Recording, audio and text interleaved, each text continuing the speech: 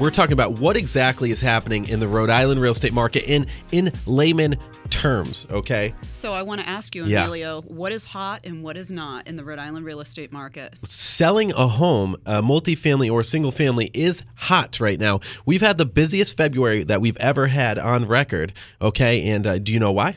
I don't know why, but I keep hearing the story, so it must be true from others. Well, not everything you hear out there is true. I'm going to give you hard-hitting facts, okay? We've had favorable weather.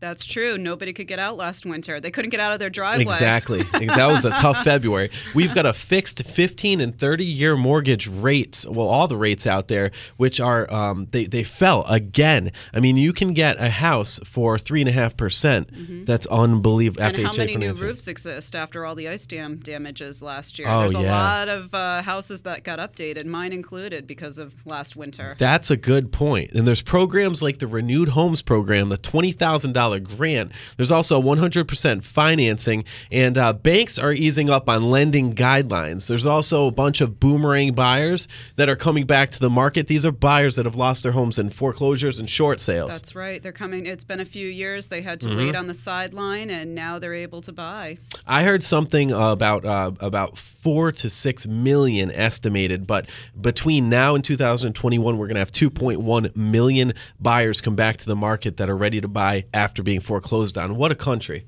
Only in America. Only in America. You can have that home twice. Exactly. Now, single and multi-family home prices have seen the highest value gains since before the recession. Now, why is this? Okay. Single-family home prices have increased in many areas by 10% or more in 2016 over 2015. That is huge. Home sales are up 2% over last year. Okay, altogether. Multifamily home prices are up over 10% across the state. Multifamily home sales, get this, are up 16% over 2015. And this takes the icing on all of it. And it tells you why prices are escalating in Rhode Island. Only 2,975 single-family homes are actually active on the market right now. A balanced market, Mary, 7,000 homes. All right, so check that out. What is that? Like 57.5%. We are at 57.5% low in housing inventory. So there's 57.5% homes to look at for buyers to look at when they're out there. That is 60% less competition for you if you are thinking about listing a house. Now, That's true. It's absolutely a seller's market right now. Low inventory. It's a supply and demand thing, and people want to buy, and the inventory out there's not a lot. Oh my God! And you know the hottest markets right now in Rhode Island are Warwick, they're Cranston, they are, actually Warwick and Cranston are so hot, super hot right now. We've got a 2-month supply. That means homes are selling an average of 60 days. The inventory is burning and turning. And you know what? If you are thinking about listing your house, don't make the mistake of listing your house far too high, okay? Because if you list it right at property value or within a few percent of property fair market value, guess what's going to happen? Buyers are going to jump all over your house because there's more buyers than there is inventory, and they're not stupid. They've got access to more technology now than ever, and there's a lot of great realtors out there in Rhode Island that know the prices. Nobody's going to be fooled here. Okay, so price your house right. When you price your house right, you're going to set yourself up for a potential bid war. Everything that we have listed in the past week has sold in about 7 days on market at or above list price. It's because we're pricing them right. Okay, so where do realtors anticipate the real estate market to go?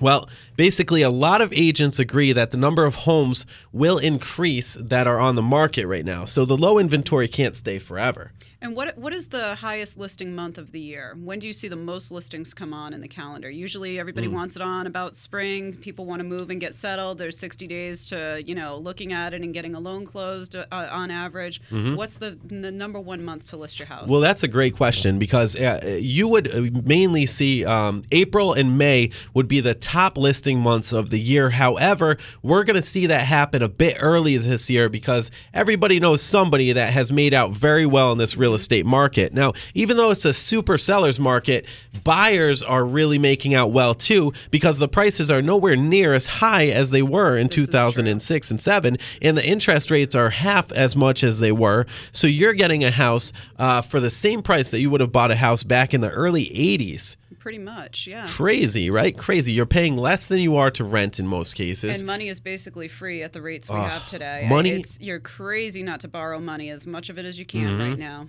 You said it best. That's coming from a financial advisor. So money is cheap right now. Invest in real estate if you can.